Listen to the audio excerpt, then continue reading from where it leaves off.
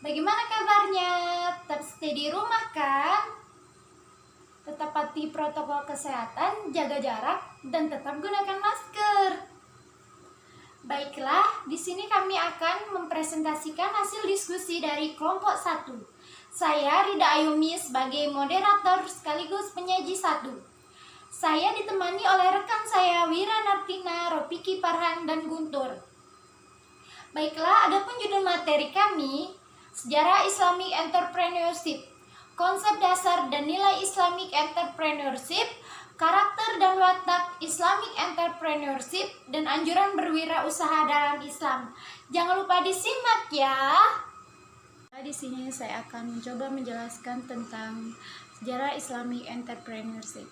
Sejarah Islam Entrepreneurship ini sudah ada sejak zaman dulu, yaitu dimana pada zaman Nabi Adam alaihissalam. Salah satu anaknya yaitu Habil, ia berwirausaha dengan cara bercocok tanam, dan Kobil ia berwirausaha dengan cara mengembala hewan ternak.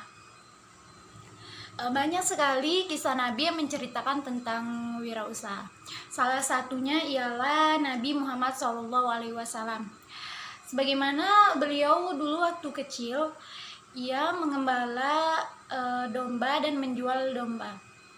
Lalu kemudian ia diajak oleh pamannya berdagang hingga ia bertemu dengan istrinya Khadijah. Konsep entrepreneurship dalam pandangan Islam. Sumul terintegrasi yang berarti entrepreneurship tidak terpisah atau terisolasi dari Islam itu sendiri. Justru entrepreneurship berada dalam sistem Islam, akidah, syariah, akhlak, dan etika. Supaya kegiatan wirausaha tidak tersaing dari kewajiban-kewajiban lain dalam Islam. Berniaga di dunia tetap punya hubungan dengan agama dan kehidupan di akhirat. Dunia untung, akhirat untung. Jadi saat kita berwirausaha itu kita harus bertindak jujur, supaya di dunia kita mendapat pahala, di akhirat kita mendapat pahala. Di dunia untung, di akhirat untung. Sebagai agama yang sejahtera, dunia dan akhirat, Islam memandang tinggi kegiatan wirausaha ini. Orang yang berwirausaha atau berdagang itu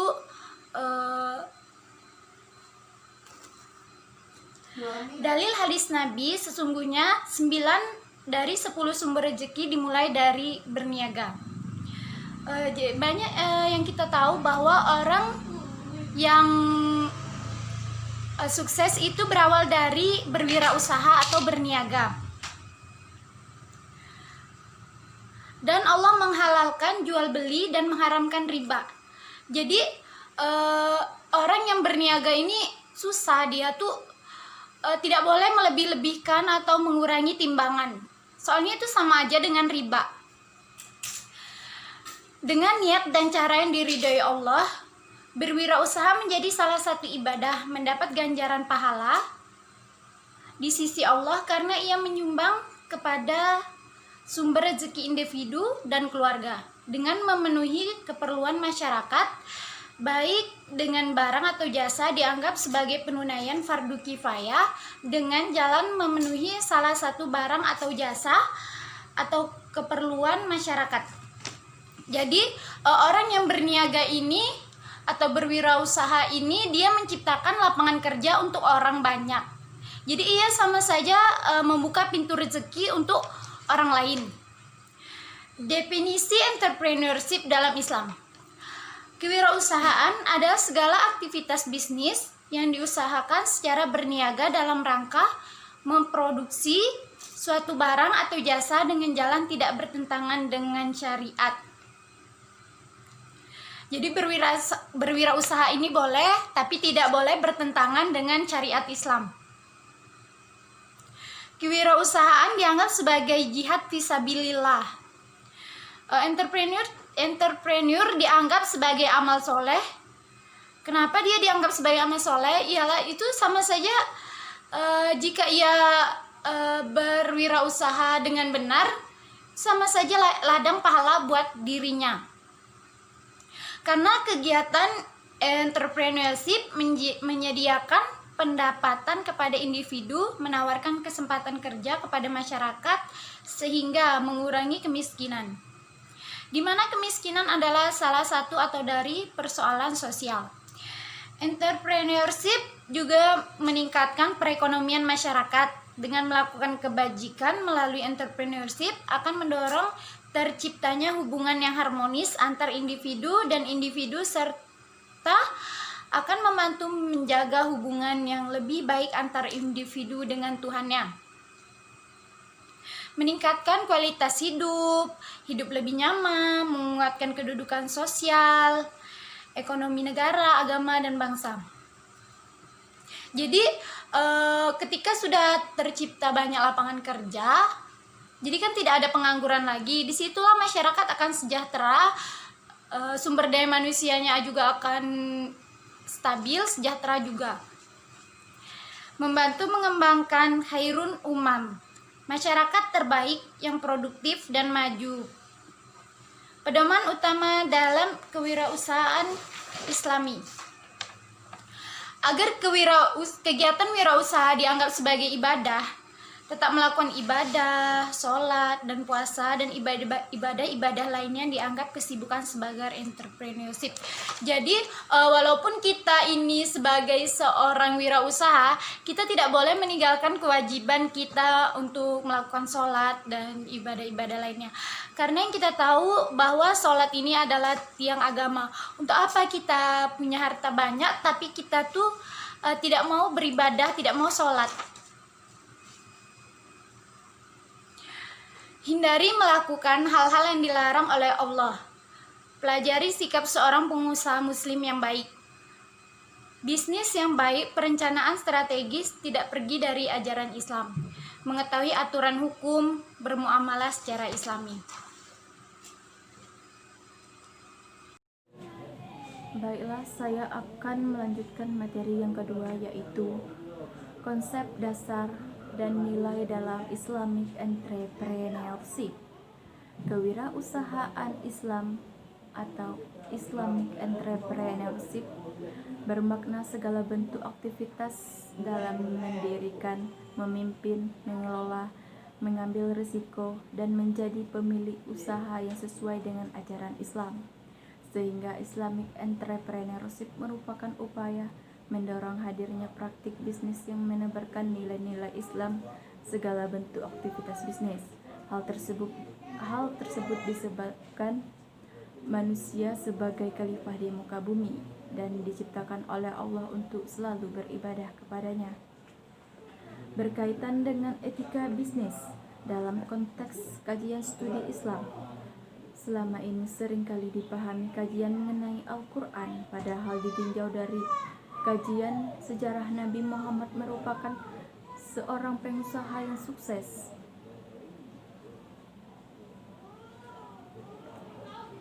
Dalam konteks ini kita bisa memahami praktik bisnis Islam tersebut. Setidaknya harus memahami rambu etika dalam berbisnis seperti yang dilakukan oleh Nabi Muhammad. Misalnya, tidak memperjualbelikan barang haram, motivasi berbisnis untuk sarana ibadah, mencari keseimbangan dunia dan akhirat, menikmati proses dan harus mengeluarkan hak orang miskin, baik dalam bentuk zakat atau sedekah. Konteks ini mengenai pentingnya etika dalam berbisnis.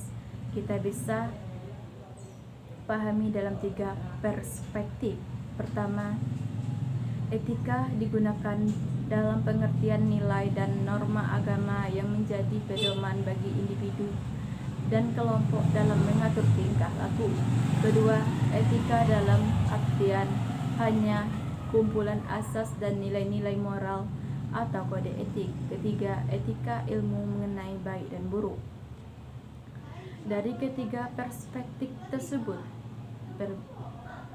keberadaan etika bisnis Islam dalam Islamic Entrepreneurship menjadi salah satu indikator bagaimana aktivitas dan proses bisnis dapat berjalan sesuai dengan ketentuan nilai dan ajaran agama Islam, sehingga pada tahap yang lebih luas menyebabkan dan kebiasaan dan budaya berbisnis dengan mengedepankan nilai-nilai Islam.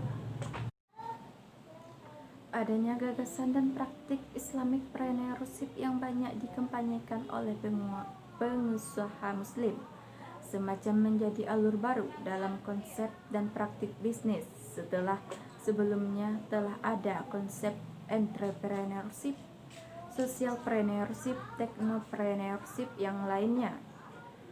Selain itu, ada gagasan Islamic Preneurship menjadi salah satu dorongan dan motivasi terhadap para pengusaha muslim dalam memperbesar donasi kebaikan dalam arus produksi, distribusi, dan konsumsi atas barang dan jasa menjadi Islami. Sehingga pada tahap ini yang perlu dilakukan mendorong hal tersebut menjadi sebuah gerakan yang mampu memberikan dampak sistemik, tidak hanya terhadap semua lampiran masyarakat, baik secara individu maupun kelompok, sehingga keberadaan konsep Islamic Preneurship tidak lain merupakan unsur inti dalam gagasan dan praktik ajaran Islam ke dalam praktik bisnis dan wirausaha yang pada akhirnya menjadi sebuah kebiasaan dan kebudayaan dalam berbisnis. Indikator keberhasilan dari konsep Islamic Preneurship yakni dengan adanya praktik elaboratif antara praktik bisnis dan penerapan nilai Islam itu sendiri, sehingga aktivitas bisnis atau pengusaha tidak saja menjadi kegiatan berburu laba yang sebesar-besarnya dengan menyebabkan pengesampingan terhadap nilai etis dalam masyarakat dan agama. Para Islamic Preneurship akan selalu berpandangan bahwa segala aktivitas berbisnis yang dilakukannya sangat berkaitan dengan prinsip, nilai, dan sarana untuk mendekatkan diri kepada Allah Subhanahu wa Ta'ala. Akibatnya, bila aktivitasnya hanya diorientasikan untuk pencapaian dan penumpukan hal-hal yang bersifat material, seorang Islamic Preneurship akan merasa rugi karena tidak mampu memberikan peran dan dampak positif terhadap diri dan orang-orang di sekitarnya, khususnya bagi mereka yang tidak mampu atau kaum duafa. Beberapa pengusaha menyatupadankan antara bisnis dan nilai-nilai Islam, sehingga dalam praktiknya tidak hanya mengejar keuntungan semata, melainkan mampu menghadirkan nuansa Islami dan memberikan donasi dalam berbagai program kesejahteraan masyarakat. Adanya etika berbisnis Islam yang dapat diterapkan konsep Islamic Preneurship dalam upaya mendorong praktik bisnis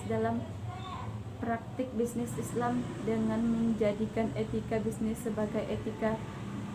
Islam sebagai fondasi dalam segala aktivitas bisnis. Oleh sebab itu, dalam konsep bisnis Islam, sebuah bisnis harus meliputi 4 unsur, diantaranya konsep peran manusia, konsep syariah Islam, tata nilai Islam, dasar konsep bisnis, maka adanya nilai etis Islami senantiasa memberikan para pelaku bisnis untuk selalu menghadirkan bentuk aktivitas bisnis yang baik, mandiri, sejahtera, dan saling memberdayakan. Bahkan etika berbisnis dalam Islam sebagai fondasi dalam Islamic Preneurship harus mampu memberikan visi, target, dan orientasi yang harus dipahami oleh para pelaku Islamic Preneur. Maka seluruh pengusaha harus memperhatikan dan mereplikasikan mengenai etika berbisnis sebagaimana telah dicontohkan oleh Rasulullah SAW. Yang pertama yaitu 1. Prinsip esensial dari dalam bisnis adalah kejujuran. 2. Pentingnya kesadaran tentang signifikan sosial dalam kegiatan berbisnis. Ketiga, tidak melakukan sumpah palsu dalam melakukan transaksi dalam berbisnis. Selalu bersikap ramah dan dalam berbisnis. Dilarang berpura-pura dengan menawarkan harga tinggi agar ada orang lain tertarik untuk ikut membeli barang dengan jual tinggi. 6. Dilarang menjelekkan bisnis orang lain agar membeli dagangannya. Tidak melakukan ihtikar, menumpuk atau menimbun barang. 8. Perlu dan pentingnya takaran ukuran timbangan yang benar. 9. Bisnis tidak boleh mengganggu kegiatan ibadah kepada Allah. 10. Membayar niatnya kering. 11. Menghindari praktik monopoli dalam berbisnis. 12. Tidak boleh melaksanakan kegiatan bisnis dalam kondisi eksisnya berbahaya, mudarat yang dapat merugikan dan merusak kehidupan individu dan sosial. 13. Komoditi berbisnis dijual adalah barang yang suci dan halal. 14. Dilakukan sukarela tanpa paksaan. 15.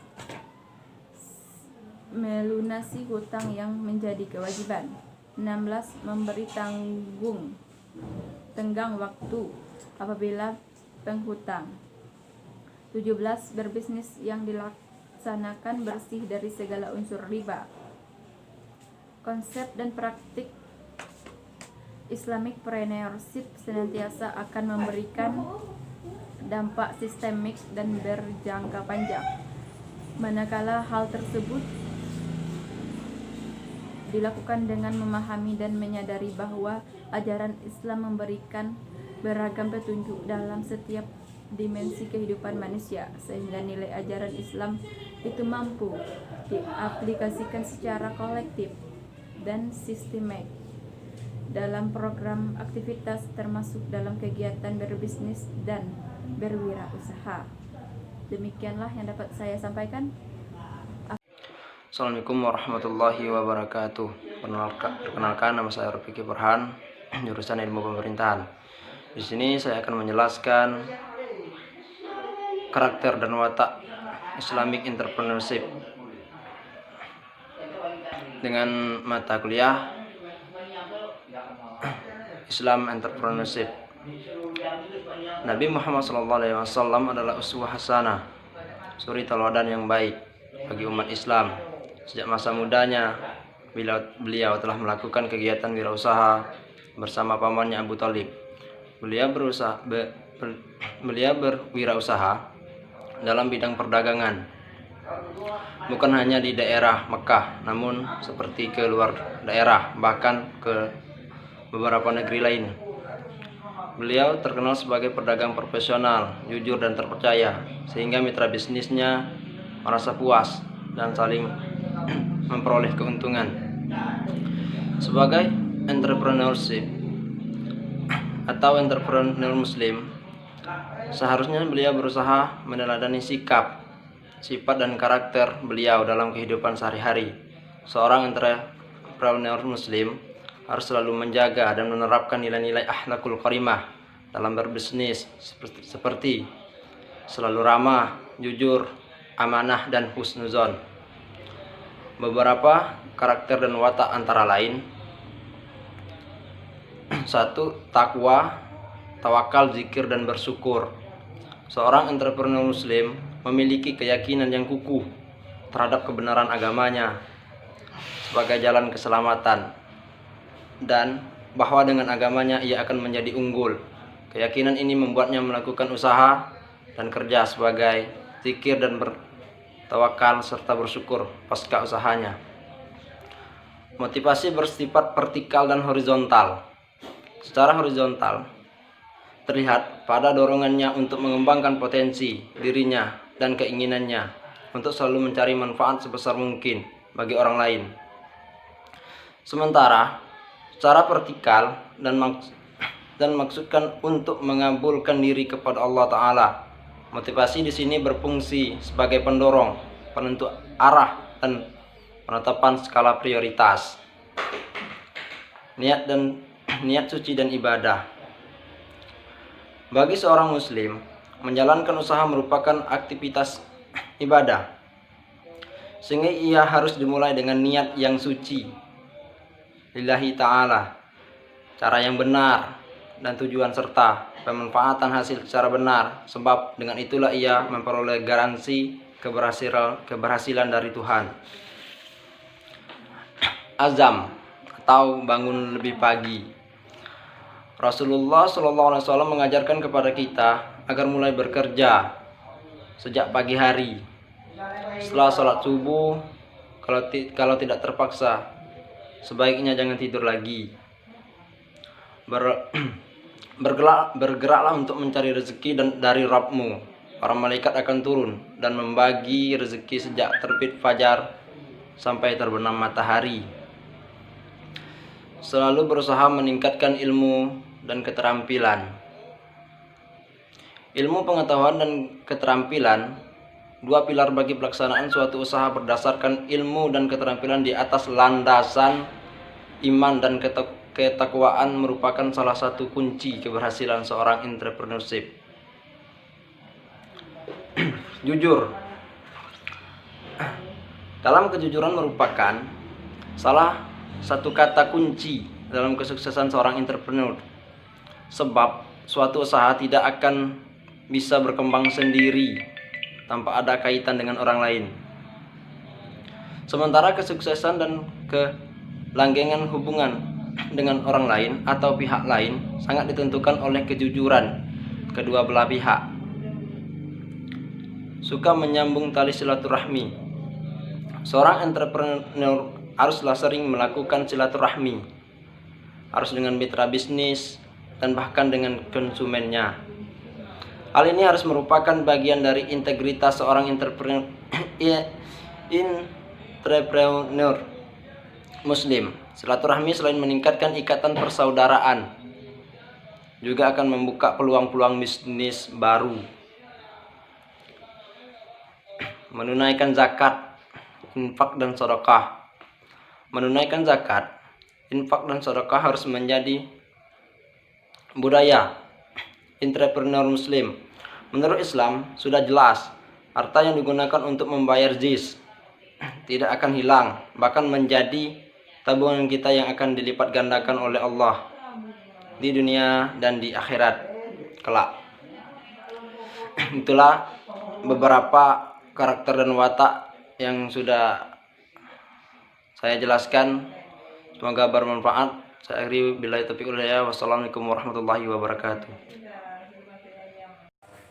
Baik, assalamualaikum warahmatullahi wabarakatuh. Nama saya Gunawan Muhammad dari Prodi Ilmu Pemerintahan semester 3. Akan melanjutkan penjelasan dari sahabat Rofiki tadi, yaitu materi selanjutnya adalah anjuran berwirausaha dalam Islam.